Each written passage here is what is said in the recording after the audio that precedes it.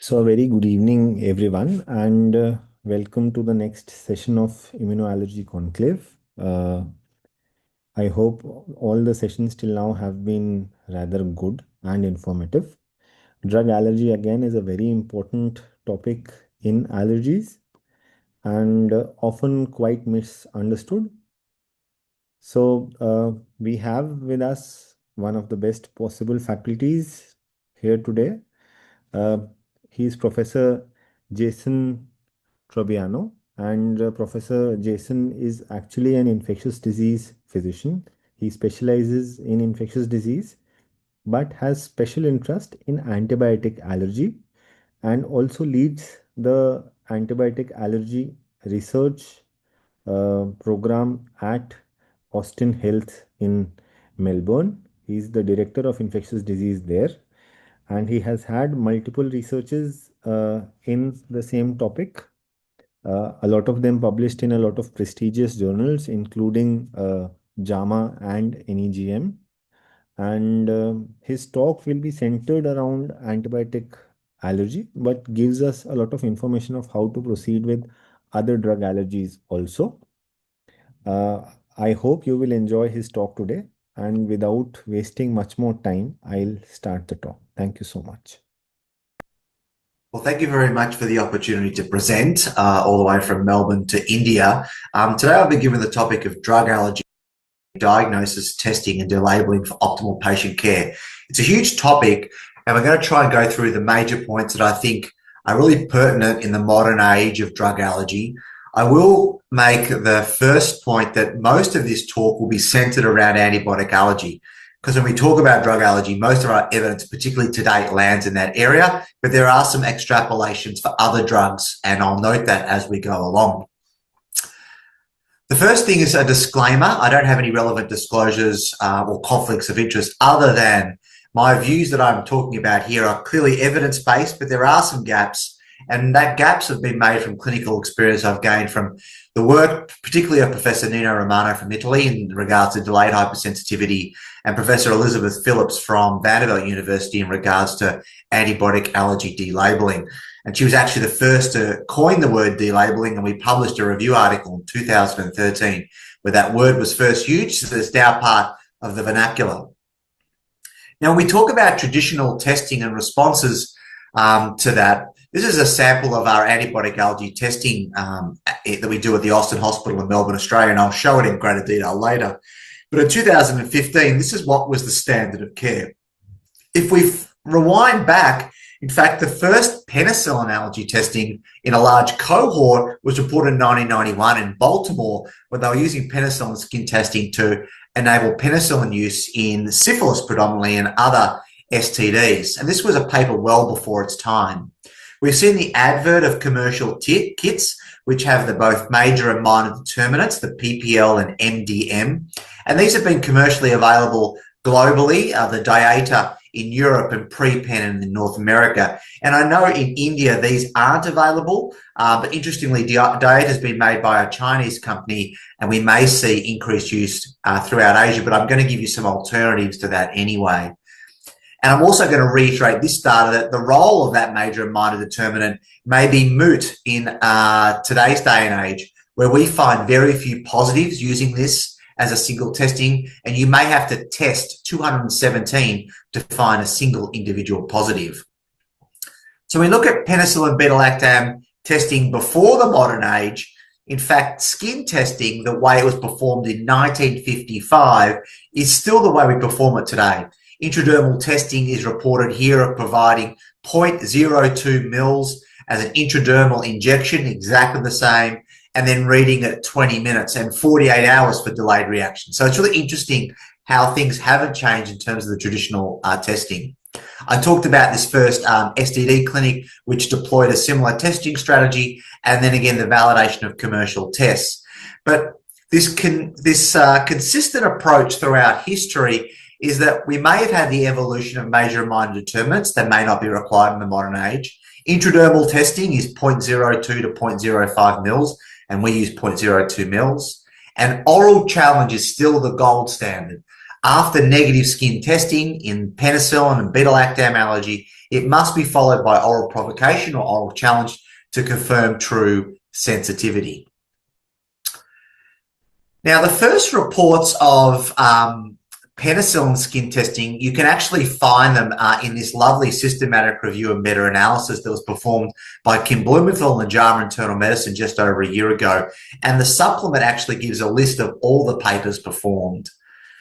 This is the first randomized control trial, actually, looking at direct oral challenge, DOC, versus skin testing in low-risk penicillin allergic patients. It was performed by Alison Ramsey's group in Rochester in the United States. And the first randomized international trial of direct oral challenge versus skin testing was in 2023. And I'm going to talk about the PALACE study in more detail. So what we've seen in the modern age, if we compare to that 1955 and 1991 paper, is that we're seeing varied approaches to penicillin testing, varied phenotypic criteria, varied agent dose and duration, but we're seeing a universal strong safety signal, particularly for direct oral challenge in low-risk patients. We've also seen an epidemic of publications. So we are a modern era now. We have a lot of data to support our clinical practice. Here's a paper looking at publications in regards to beta-lactam allergy research. You can see this huge upside since 2013, with now a global distribution, not just North America and Europe. And we're seeing skin testing going down as a term used, and increase in drug provocation or drug challenge. I'm going to use those words interchangeably for challenging without skin testing being performed. But what is clear, and I mentioned that variability, there is variability in phenotypes. And we can have everything from a childhood macular exanthem to IgE-mediated urticaria and angioedema, to evolving Stevens-Johnson syndrome, all the way through to toxic epidermal necrolysis. And these are different phenotypes that require different approaches. If we think about those phenotypes, firstly, the easy division is, are they IgE-mediated or are they T-cell-mediated? And we have ways clinically, allergy and immunology specialists, to differentiate these two. I've just given an excerpt of some of the clinical things clearly that we look at between Ig and T-cell mediated. And I think that's the first important distinction we need to make, and then work out if we've got a low risk, moderate or high risk in those distinct Ig mediated and T-cell mediated reactions. And my talk is going to be framed in terms of Ig mediated approaches and T-cell mediated approaches. But our approaches in vivo in the skin or in vitro in the lab depend on more than the phenotype and the mechanism. So we need guidelines to help us differentiate those Ig-mediated and T-cell mediated into low, moderate, and high risk. Here are some really great resources and publications I urge you to read. There's the Quad AI from America, the IARCI from Europe, there's the Asia Pacific guideline, and we have a national guideline focused on low risk inpatient testing. Now, if we look at those guidelines across the globe, they are mixed between drug allergy and penicillin allergy. And they do give ways in which we can risk assess people between low, moderate, and high risk. And my advice is that we need to look maybe past the mechanism, past the phenotype, and try and divvy patients up into low, moderate, and high, because our testing strategies are going to be based upon that risk stratification. There are also other guidelines globally that I've just put here for future reference. So if we look at penicillin allergy, this is where we have the most evidence. If we look across guidelines for those, we have clear examples where skin testing is recommended, where they're predominantly Ig mediated and they fall at moderate to high risk. Clear examples in most criteria: angioedema, anaphylaxis, recent urticaria, or a prior immediate skin test positive. Skin testing is recommended in T-cell mediated, particularly for moderate, where there's a conditional weighting for T-cell mediated that are higher risk, particularly because our evidence base is less and our skill and expertise in this area, particularly for severe cutaneous adverse reactions like DRESS, Stevens-Johnson syndrome, toxic epidermal necrolysis, is less.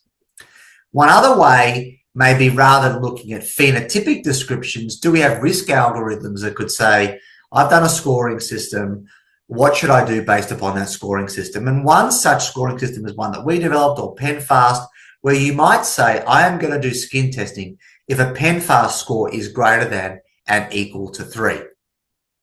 So what is PenFast?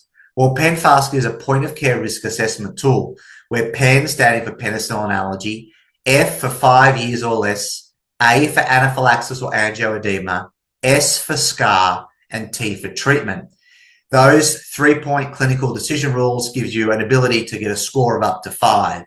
If you have a score less than 3, you have a 96.4% negative predicted value of not having a true penicillin allergy. This has now been internationally validated in Europe, Canada, North America, and is increasingly validated with a publication soon to come out from Asia. It's also been utilised in the various care settings, guidelines, and patient populations. So this might be a tool that people use to risk stratify quickly, independent of phenotype, independent of mechanism, score less than or greater than 3.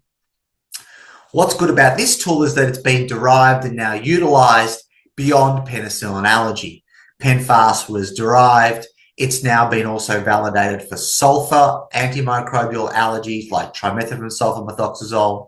It's been utilised for patients to self-assess their own antibiotic allergy label, and recent publication looking at KefFast, which is the risk stratification of cephalosporins. They all retain a high negative predicted value, almost all above 95%, and they are freely available in this app here. I provided the QR code as well for point of care. Now, an experienced allergist and immunologist doesn't need these, but when we're looking beyond that and training, and maybe also for quick stratification, we still use them in our experienced drug allergy clinic to quickly risk stratify people into testing algorithms.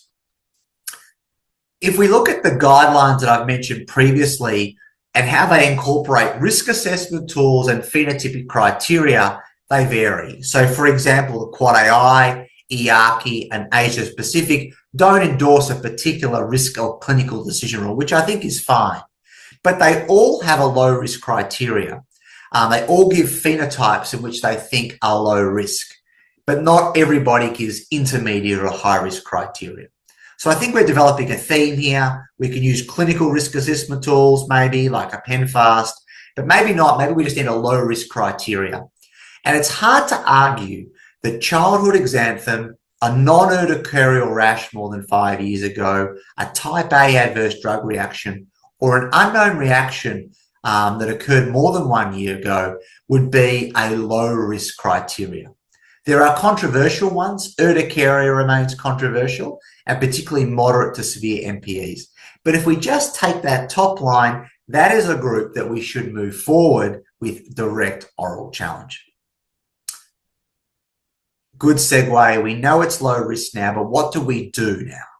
And so I would say we would direct oral challenge somebody with a low risk penicillin allergy. And this is the evidence provided by Dr. Anna Kapuscu in an international multi-center randomized control trial, which stratified people based on a PenFast score.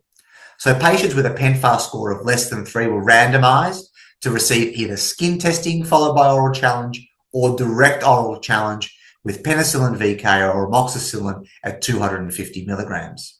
There was no difference in the immediate adverse event rate, the 24-hour adverse event rate, the 5-day reaction event rate, and a follow-up paper at 6 months. And so we found that direct oral challenge without prior skin testing was not inferior to skin testing followed by direct oral challenge. And I think this has changed practice into saying if somebody has a low-risk penicillin allergy, they could proceed with direct oral challenge, with most of the patients in this cohort reporting a childhood penicillin exanthem. We've also seen now the use of direct oral challenge in the hospital setting outside of the ambulatory clinic where PALLAS was performed, and this was the Oracle trial, which did direct oral challenge in a cohort of ICU patients. The nice bit about this study is that it also oral challenged people after their intensive care admission. And this was able to exclude a false negative in critical illness, which we often get asked about testing in critical illness. So this also demonstrates the safety and feasibility of direct oral challenge in our sickest patients in the hospital setting. The other setting where we often want to use a penicillin is in the perioperative setting, and patients that carry penicillin allergy into operative setting are at increased risk of surgical site infections. So this study led by Joe DeLuca was a multi-center randomized control trial where we randomized patients to receive a smartphone-enhanced penicillin allergy and beta-lactam allergy assessment versus standard perioperative assessment. And what we found that the perioperative assessment with the smartphone app was both safe and feasible, did not delay surgery, and did show an increased use of penicillins and beta-lactams in the operative setting. So this was definitely an example that we can spread direct oral challenge beyond the immunologist and allergist and to our colleagues, but the feasibility of that requires some work. I also want to make a side note. In the setting of perioperative practice, it is often asked if patients should receive a test dose or test bolus before they receive a drug, particularly in the setting of a neuromuscular blocking agent or an antibiotic. But the recommendations in most or all guidelines is to avoid this test dose and test bolus situation. And in particular, the UK NAP6 data, which looked extensively at perioperative prophylaxis, also gives that, noting there is no randomized control trial data or cohort study data to support the use of test doses.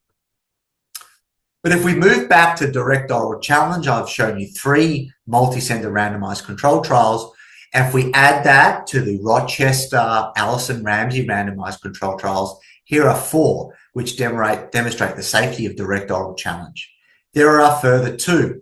One that was done in a modern STD cohort in Baltimore, and another one done in Jackie in practice looking at pregnancy. We also have Kim Blumenthal's, as I mentioned, meta-analysis demonstrating a 96.5% negative rate on direct oral challenge. We can't ask for more evidence now for the safety of direct oral challenge in the ambulatory or inpatient or special setting, particularly when people are risk stratified appropriately. But what about cephalosporin allergies? Well, the PEAK guideline out of the American guidelines suggests we perform direct challenge to cephalosporins with dissimilar side chains. Now, that doesn't answer the question if somebody comes to you with a Keflex or C4 allergy, if you can challenge them to Keflex or C4 if they have a childhood exanthem or their Kef-fast was less than 3. We have performed a meta-analysis recently, which is about to be published, looking at the adverse event rate of direct cephalosporin challenge without prior skin testing versus skin testing followed by oral challenge. And there was a 4.2% adverse event rate versus a 1.4% adverse event rate. So already we can see that 95% of people are going to be negative on direct oral cephalosporin challenge testing. So this is certainly going to be a pathway forward.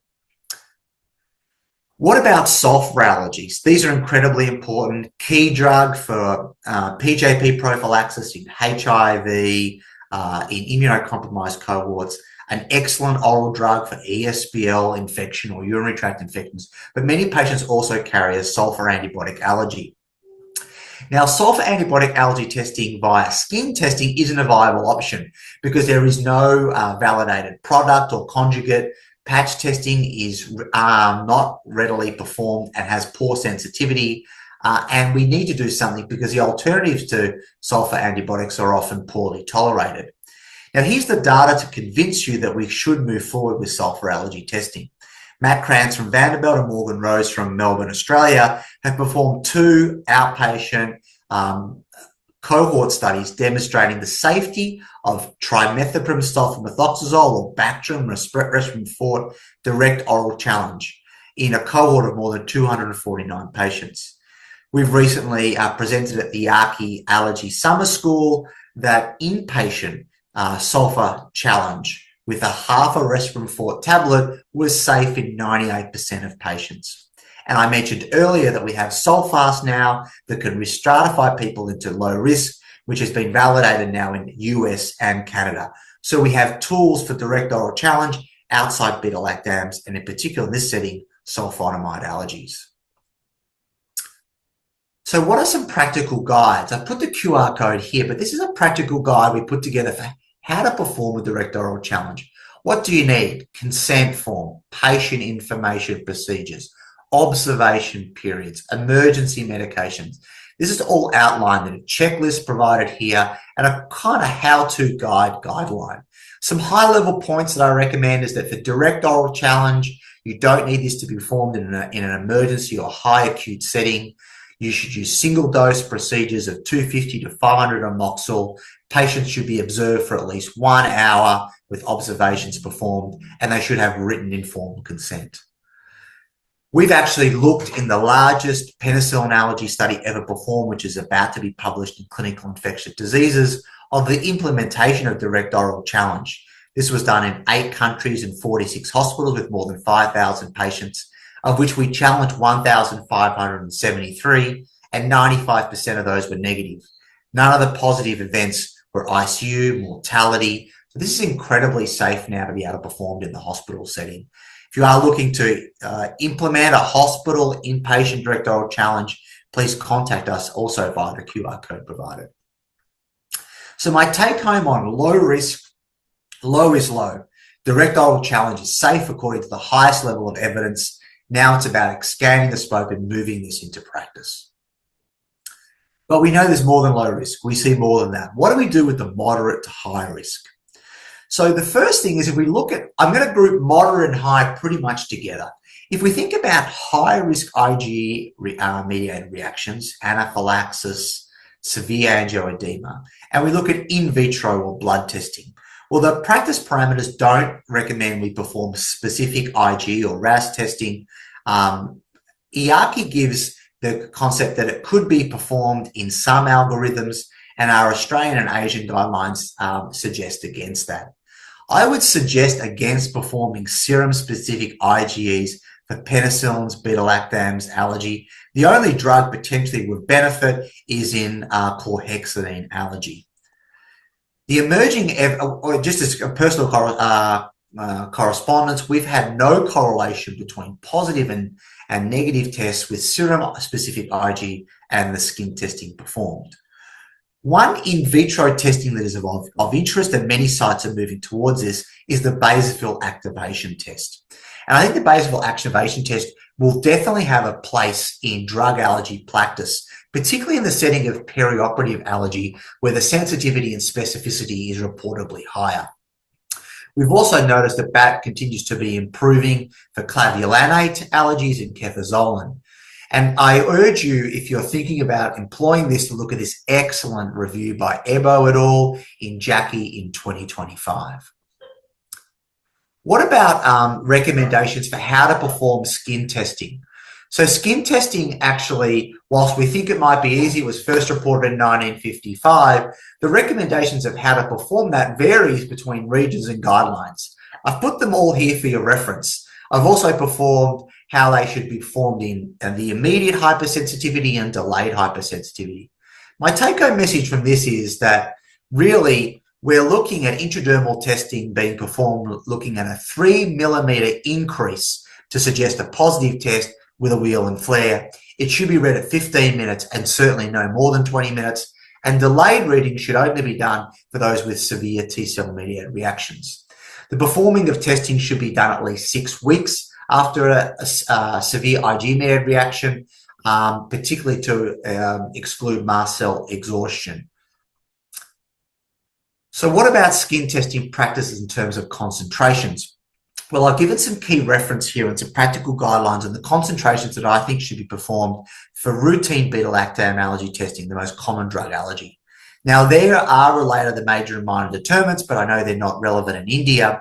But what is relevant is benzoyl penicillin with the international unit concentration provided of 10,000, amoxicillin at 20 milligrams per mil, ampicillin at 20 or 25 milligrams per mil, and cephalosporins at 1 to 2 milligrams. Now, this is from the Brockout publication from 2013. I have put up perioperative guidelines from Australia below, which push the cephalosporin concentrations up to 10 milligrams per mil. Now, I suggest not using the concentrations of 20 and 33 milligrams per mil at the risk of creating the false positives when we've seen most patients be positive at 1 or 10 milligrams per mil, particularly in those with a high pretest probability. So here is the concentrations we use in our clinic as a cheat sheet. Now, the piperacillin tazobactam intradermal at 22.5 is an outlier and only used in those with a severe delay. Otherwise, they're the concentrations we use for both skin prick and maximum intradermal testing. I highlighted the value, which may be lucky for you that you don't have the major and minor determinant or the pre-pen kit, that really there are very few positives with this kit. And when we do see it positive, it is in severe immediate reactions. So I think its place in the future is going to be those with severe anaphylaxis, where you're trying to ascertain, is this all penicillins or is this an isolated R1 side chain to amoxicillin, for example? I did make note of cephalosporin challenges, but I would provide some caution that there are false positives and the sensitivity is less certain with cephalosporin testing, and be careful to move away from what we have in terms of standardized concentrations. So the intradermal testing for me needs to be performed in an outpatient clinic. It needs to have a skilled workforce that is good at using and creating small 3 to 5 millimeter blebs, are able to note a 3 to 5 millimeter increase in size, and you should have emergency procedure practice in case. Whilst anaphylaxis to skin testing, intradermal testing is rare, it is worth having epinephrine ready on site where you are performing this testing. This is just a flow chart of the skin testing procedures that we perform, just highlighting that skin testing is not the gold standard. The gold standard remains the oral provocation after a negative skin test. Here again, for reference, is our in-house skin testing concentration form. And I have provided some additional concentrations for other drugs that we get reported. I would make note that macrolides and clindamycin have both poor sensitivity and specificity.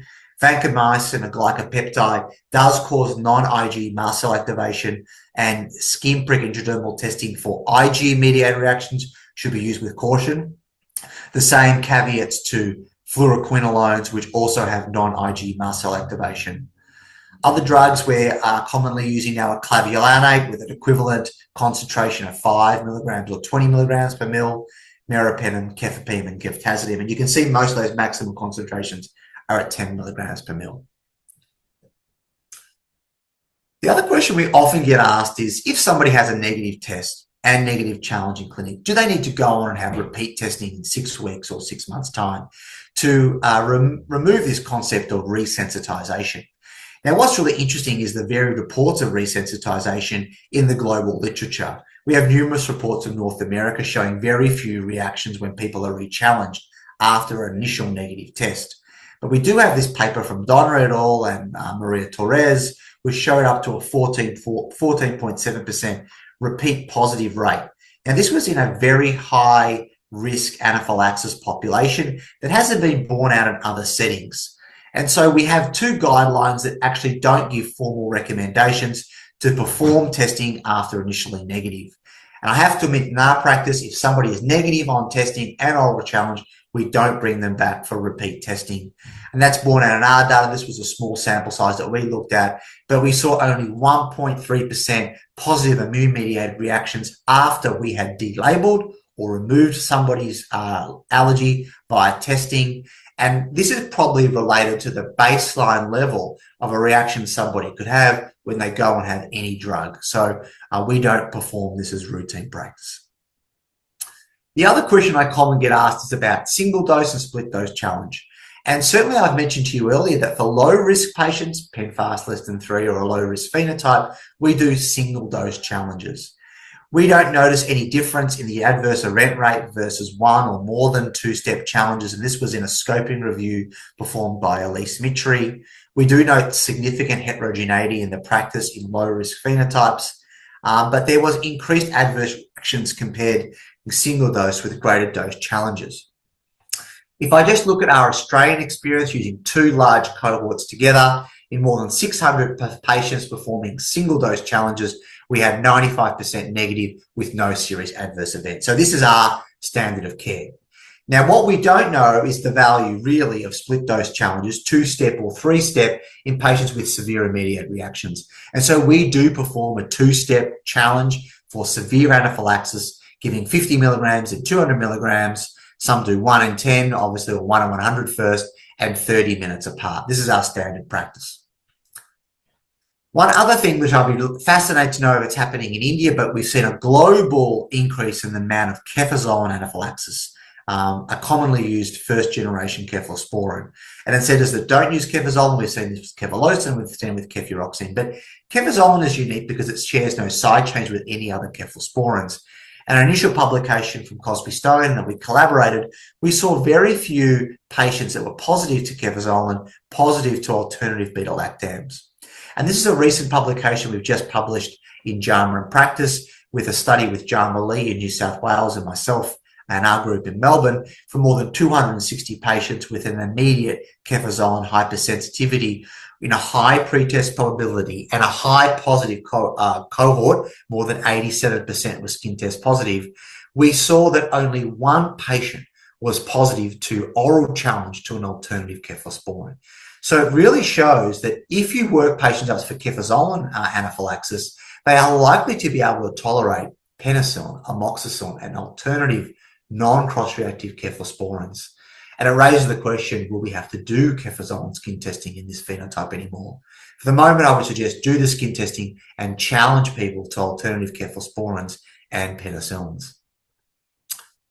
I just wanted to make one call here that we need to remind our colleagues when they say they are desensitizing somebody, they're not delabeling. It's an important distinction. We know the difference, but we need to demonstrate that performing desensitization is not delabeling. Delabeling is removing a low-risk allergy, particularly with direct oral challenge. Desensitization is immune trickery, really, to enable tolerance of drug. I would say that if you are employing these practices I've just talked about, direct oral challenge and skin testing, in the immediate hypersensitivity reactions where desensitization has most evidence, you actually don't end up doing a lot of desensitization. We actually wrote that maybe delabeling is the death of desensitization, because since we've introduced an intensive inpatient and outpatient delabeling program, particularly for low-risk allergies, we've performed zero penicillin desensitization since 2017. So I think it's just where are we performing? If you are going to perform desensitization, my high-level summary from our practice is oral desensitization protocols, 15-minute step intervals with using definitive drug at end of therapy, and chemotherapeutics, totally different scenario, 1-bag or 2-bag policies. It would be a whole other talk about chemotherapeutic desensitization. This, in terms of setting, requires to be performed in an acute care setting with a monitored bed. It doesn't necessarily be an intensive care bed, but it has to have those settings and facilities available. Now, what about delayed reactions? I've talked to you a lot about Ig-mediated and low risk. What about the delayed, the T-cell mediated reactions? This patient, a 59-year-old female with Staph aureus bacteremia that has a recent maculopapular exanthem to Clinda, benzylpenicillin, and Fluclox. It's a moderate delayed, and we need to know how we're going to risk assess patient. What do we do with this patient? So this patient, if you did a Regiscar score, a score that we use to identify if somebody has DRESS, might get a score of 2 or 3. Now, 4 is a cutoff for DRESS, but this is more than a mild maculopapular childhood exanthem. If we use the European classifications, it would have some danger signs and therefore would be classified as a severe delayed MPE. Now, when we're thinking about skin testing for severe delayed MPEs or mini DRESS, we find that we do get a positive in more than 64% of patients that have an intradermal testing. And there's significantly less positives when we look to perform ex vivo or in vitro tests. Now, when I mention ex vivo or in vitro tests for T-cell mediated reactions, I'm primarily talking about interferon gamma T-cell release assays or ELISpot assays, or lymphocyte transformation testing, which for the most part are still being performed in a research-only capacity and are not commercially available. I have suggested some routine intradermal testing concentrations if you're going to look at performing delayed intradermal testing, which is the same procedure as you've performed for immediate, but rather than doing a 15-minute read, you're doing a 24-hour and a 48-hour read. And you can push the concentration up to a higher level for these, noting that you might get some erythema at the site, but you're not looking for an Ig-mediated reaction. You're really looking for a delayed reaction. And most patients, their intradermal will settle down. If they're truly positive, late that first night of testing or early the next morning, they'll have erythematous more than 5 millimeter indurated lesion, which is the definition of a positive delayed intradermal test. So if I think back to that patient, if we did the Registrar score, she would have got a 3. We moved her forward for testing using that exact panel I've talked about. We saw a strong positive at both penicillins in a dose-dependent fashion. We saw a positive to amoxicillin, and she was able to tolerate cefazolin, which was negative on testing. We also brought that patient forward. We are lucky enough to have that research test available, which is the interferon gamma enzyme-linked immunospot assay, which really looks at T-cell production of interferon when it's co-cultured with drug, and we were not getting a positive, which talks to the experience we've had before.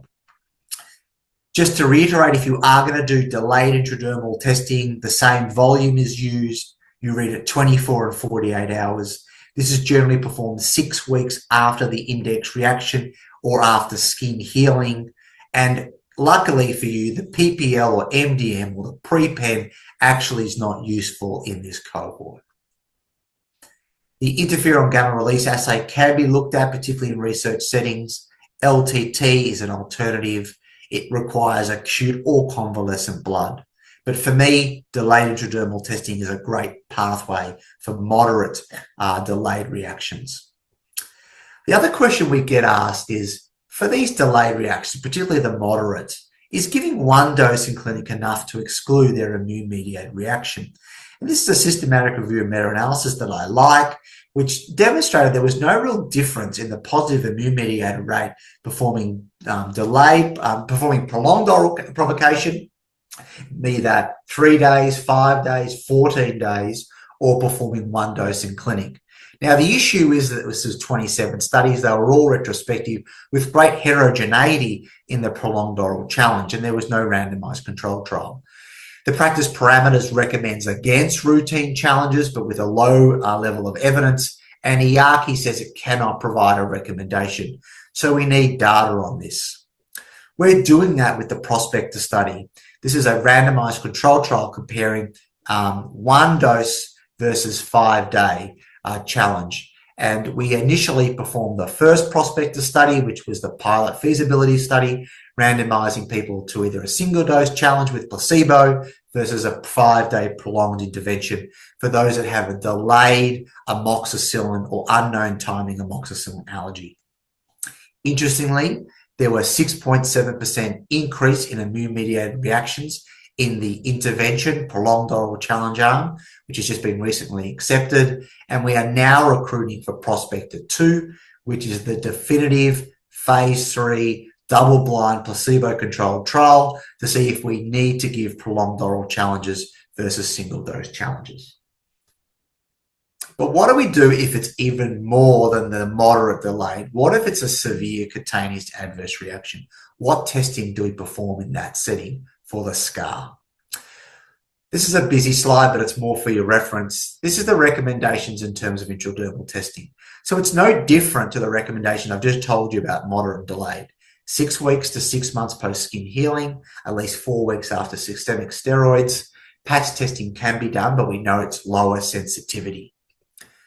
In terms of in vitro, ex vivo, and genomic testings, there are no clear genomic guidelines, although we know there are clear HLA associations, particularly in Asian populations. We don't have international consensus or practice parameters on the use of in vivo or ex vivo testing. So if we think about a patient, he's a 64-year-old patient with DRESS, the Registrar score. If we bring that patient forward for intradermal testing, what is the chance we're likely to get a positive test? Well, we're likely to get a positive test in more than 50%. And this was performed in a cohort where the skin testing was performed at least 121 days or median time after their reaction, with no real serious adverse events. I've mentioned that interferon gamma assay. This performed pretty well, particularly for reactions related to vancomycin and glycopeptides. In our OSCAR registry, which is our national registry for severe cutaneous reactions, we're seeing similar sensitivities demonstrated. We also see this as durable. So this is really important. If a patient comes to see you in clinic and they are 10 years after their scar, there is a chance they're going to be durable and positive for a long time. We've seen this in a cohort or the long scar study. If I think about that particular patient, we brought them forward for testing. We got strong positives to vancomycin, and we're seeing this vancomycin dress using 5 and 50 milligrams per mil. And in our research interferon gamma assay, we saw strong dose-dependent responses with more than the 50 spot forming unit cutoff to vancomycin increase in concentration. We also know there's a HLA associated with vancomycin dress, HLA 3201. And I'm encouraging more people to use HLA testing to both diagnose severe cutaneous reactions, but avoid them. In particular, I implore people to use 5801 to prevent allopurinol-associated dress and Stevens-Johnson reaction. By doing intradermal testing in these moderate to severe, we also enable us to look at cross-reactivity patterns and look at what drugs, within particularly a beta-lactam, can be safe.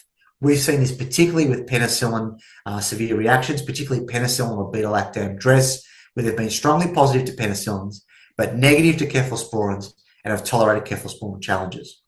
Now, the interesting group is those that are having dual positives. So it is possible for patients to be positive to more than one drug for severe delayed reactions. And we're particularly seeing this with mycobacterial drugs for TB.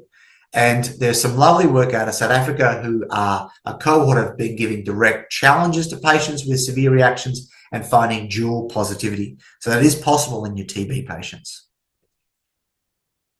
So what do we do? So here is a guide of what I think we should do for TB. And I know in India, you have far more TB than I have in Australia. But this is some of the learnings that we've taken. If somebody reports a mild cutaneous reaction to standard HRZE therapy, this can occur in up to 35% of patients. There is the option to treat through this reaction.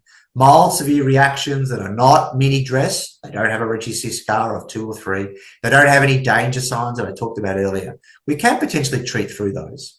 If treating through fails or isn't an option, well then we could consider sequential drug re-challenge, waiting about 2 to 4 weeks after that adverse drug reaction, prioritizing the highest bacterial cytal activity drugs first, particularly when we have a low risk delayed hypersensitivity.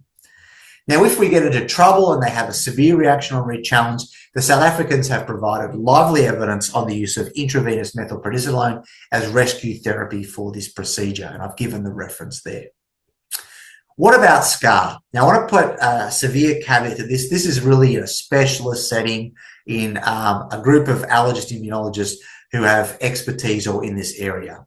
And so this is a guideline that we've taken out of our own clinical guideline. It's really informed by the evidence, again, out of Johnny Peters' group out of South Africa, that you can also perform, if there are no other drug options for TB or multiple issues, sequential drug challenge. And this is just a reference and guideline for you for future reference, but not for something for mainstream practice. But what I'd love to see in mainstream practice in the future, and maybe a little vision for the future, is how we could do delayed drug allergy better. And that clinic that we set up really needs to have that in vivo testing, skin testing, that ex vivo testing, working up those research diagnostics, and looking at HLA typing as well. Now, if you don't believe me, that is absolutely fine. What I would implore you to do is look at this really expert opinion article, which has also given some lovely recommendations on the approaches of skin testing in severe reactions.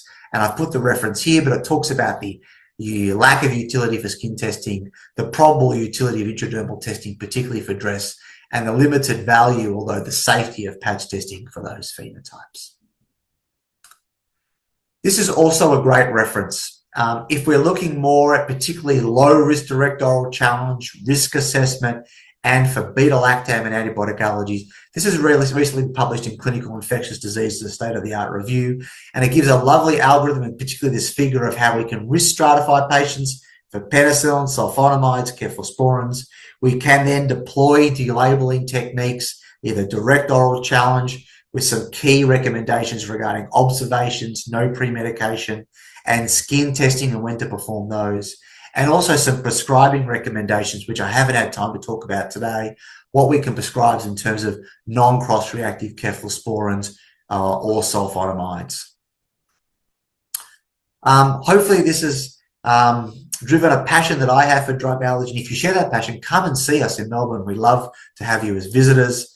In particular, we're holding a drug hypersensitivity symposium in the 23rd to 25th of October in Melbourne, and we'd love to see many of you there. There are lots of people that provide a lot of the evidence behind this work and have really changed practice for drug allergy over the last 10 years. And thank you very much for having me. It's been a pleasure. So thank you so much. And though we don't have Jason here today in person, we have another drug allergy specialist. And I welcome Dr. Soumya Nagarajan, and she is a pediatrician who has a pediatric allergist who has special interest in drug allergy. And she's possibly the best person in this country to talk about or to answer questions regarding drug allergy. She has been trained with a fellowship in pediatric allergy and immunology from National University of Health in Singapore, and has had multiple awards to her name, has edited multiple textbooks and chapters, and has been involved in guidelines regarding food and drug allergy. So, if I can, I'll ask the questions, ma'am, and you can possibly answer along. Sure. Thank you, Dr. Kunal, for having me over. It was an excellent talk by Dr. Jason. Yeah. So the first question is there any role of drug allergy testing done in vitro by some of the diagnostics in India with blood samples? So we get this question asked like how we do a serum specific IG for other aero allergens or food allergens. What is the sensitivity or the specificity or the relevance of the in vitro test we see?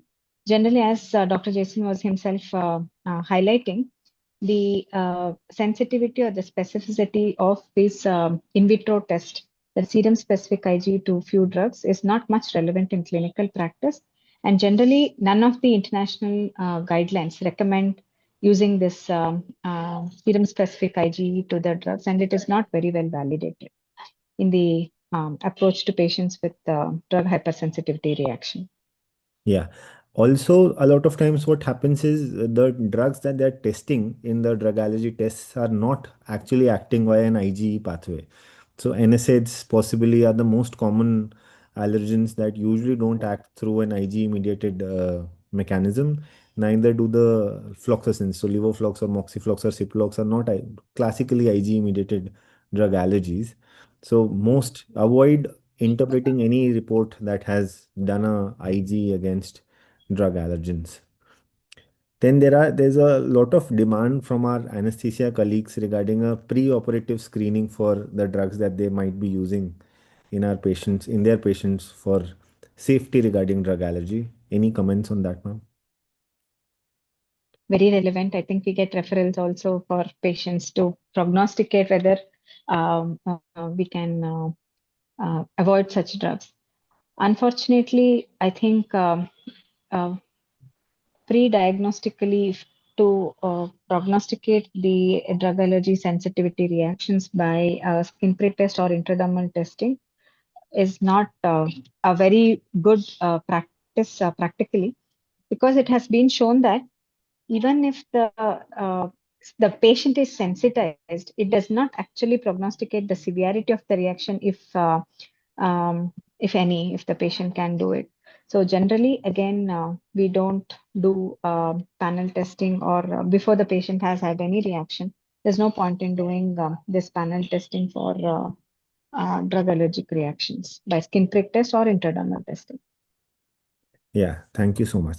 Then there is a question is how do you approach multiple drug allergies? That's goes goes back to the history, as Dr. Jason himself was telling. I think going by the history, whether should we be actually telling it as IG or non-IG mediated reactions, and definitely IG mediated reactions, we could validate it through a skin prick test or intradermal testing using non-irritating concentrations, which we have been defined by the expert groups.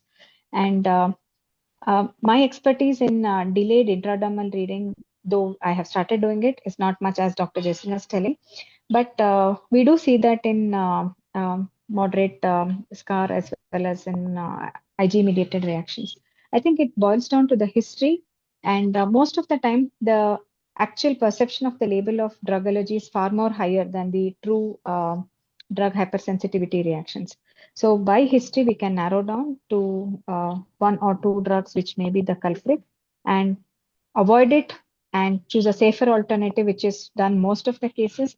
And if we gain expertise in doing skin prick test and intradermal testing, we could proceed in the if it is an IG mediated reactions. Yeah, thank you. I would also want to know your perspective on the TB scar. So it is very common to have, let's say, a dress or a SJS10 with multiples. There are two common categories. One is the anti-epileptics, and the other is anti-tubercular drugs. And often it is quite difficult to convince the managing physician that you can't start again ATT at the same doses and with the same drugs. So how do you approach these conditions, ma'am? Um, Very relevant because we see a lot of, as you rightly said, we have the highest burden of TB in our country, and it's very common that we see, at least in clinical practice, in probably about 10% of the patients on anti-tubercular drugs, this drug hypersensitivity reaction do happen. So, if it is a milder reaction, say if it is limited to maculopapular rash. Fixed drug eruptions are a little less common, but we do see in certain group of anti-tubercular drugs, um, sometimes with isoniazid or rifampicin, but not with others. If it's a milder kind of dose, I think we may still argue the risk-benefit ratio of discontinuing or continued medication at a lower dosage than the standard recommendation. But if it is a scar, I think we would probably look for other safer alternatives. But generally, if it is a milder drug hypersensitivity reaction, we do generally have a detailed information or discussion with the treating physician. And if we can give it them at a low dose than the standard recommended dose, the patient would still be able to continue anti-ATT. Yeah, okay. There's a food allergy question, but then you again are a food allergy expert, so I'll ask it. So, cow's milk allergy in children, how many days it lasts, when to start milk and its products again? I think this is a very broad question. We'll probably discuss it in the case-based discussions when you come in person. I Yeah, think sure. that's a better way. Should etoricoxib be avoided in patients with sulfa allergy? No, etrocoxib belongs to COX-2, a selective COX-2 inhibitor, and probably we keep that as the drug of choice, probably as an alternative if patient has an NSAID hypersensitivity, and if they're not able to tolerate paracetamol, then we may think about etrocoxib. But otherwise, I think there is no contraindication to use etrocoxib in patients with label or proven sulfa drugs hypersensitivity. Yeah. Then there is a question is whether it is necessary to perform intradermal drug allergy tests in high risk scenarios. I think it again boils down to the risk benefit analysis. If I am sure that the patient would benefit just from avoiding the drug and we can choose a safer alternative, I need not go in for a skin prick test or an intradermal testing. But if it is a patient where the drug is in question is important for the continuation of the uh, for the medical condition, say sometimes it is chemotherapeutic agents or some oncology, some biologicals or sulfamethoxazole or trimethoprim sulfamethoxazole in patients with HIV or AIDS.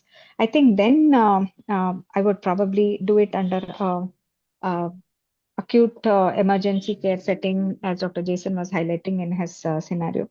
Otherwise, most of the times we do try to avoid the drug and choose a safer alternative. But if it is needed, we would definitely do intradermal testing under close monitoring. Yeah, okay. I think you have answered this question regarding better drug to avoid in paracetamol allergy. So if you have paracetamol allergies and the other NSAID allergies also, we usually use etoricoxib or celecoxib. We do a drug challenge, and if the patient has safely tolerated it, we use those drugs. Now, this is a very interesting question. How can we prevent TRESS syndrome? Is there any way to do it? Unfortunately, no. I Yeah. think as lymphocyte proliferation test and basophil activation test is gaining more prominence, I think probably, and more HLA testing accessibility. I think in the next few years, that's an interesting avenue to look out for. Probably we may get away without doing an provocation test and put the patient through all those clinical symptoms rather than we can actually challenge in vitro. Yeah. So I think we have covered most questions and we are also at the end of the talk. Is there any more question? How long can a drug allergy can manifest after starting a drug? Weeks or months?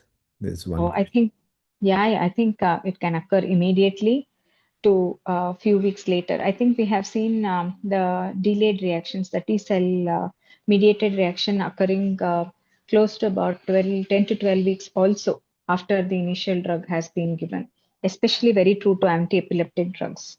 Yeah.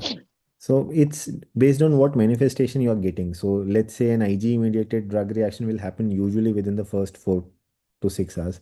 At max, a lot of times it is quite rapid also. But the delayed reactions depends on what kind of reaction there are.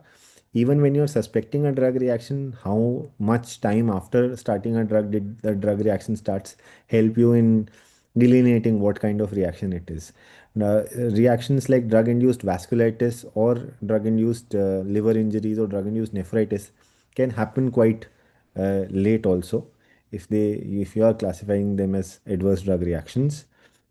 Dress and all of those things can occur 2 to 6 weeks after. So it is variable. There can't be uh, a timeline of what it is, but based on history, divide them into a acute IG mediated drug reaction or a chronic delayed T cell mediated drug reactions more commonly. Can we test drugs like Montu reading after 48 hours to know dress? So, No, sir. No, sir. So generally, I think, sorry, Dr. Kunal, I Hmm. interrupted. No, no, ma'am. I was just going to you only to ask. Yeah, yeah. So Dress syndrome, again, as Dr. Kunal was highlighting, it belongs to the delayed type of reaction, T cell mediated, and it occurs few weeks later. So, yeah, probably delayed intradermal testing can be taken with it should be done under expertise. But generally, I would probably, the sensitivity or the specificity, like in Monto test, when we are trying to prognosticate the Dress syndrome, it would be of very minimal value. Yeah. So actually, there have been good studies that have shown that it has a very poor sensitivity and specificity. So if it comes negative, you're still in a soup whether this drug is going to cause stress or not. If it comes positive, what kind of reaction has come about and what to interpret, whether it was the irritant concentration, non-irritant concentration, it is not that easy. So if you have a clear history of a stress syndrome with a drug and it is avoidable, avoid it. It is better to use some other safer drug alternatives. We have a lot of these.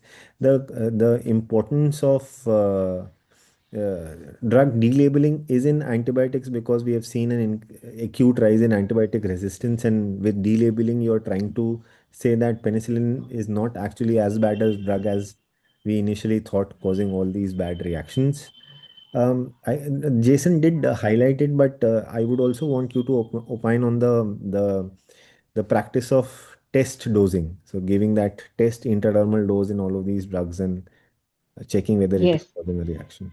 Yeah, I think that's a very common practice we see across specialities where IV drug before to be given full dose, we see that orders are written as after test dose. I think there is no scientific backing, or it's not very good evidence-backed practice where it can prognosticate an actual allergic reaction when we are giving the actual test dose. So it is not routinely recommended by any of the international allergy guidelines, be it YACI, the American Academy, or the Australian Society of Allergy or Clinical Immunology, to routinely do an test dose before giving the full dose, and monitoring after actually administration of the drug remains the best practice to probably pick up if any drug hypersensitivity reactions happens.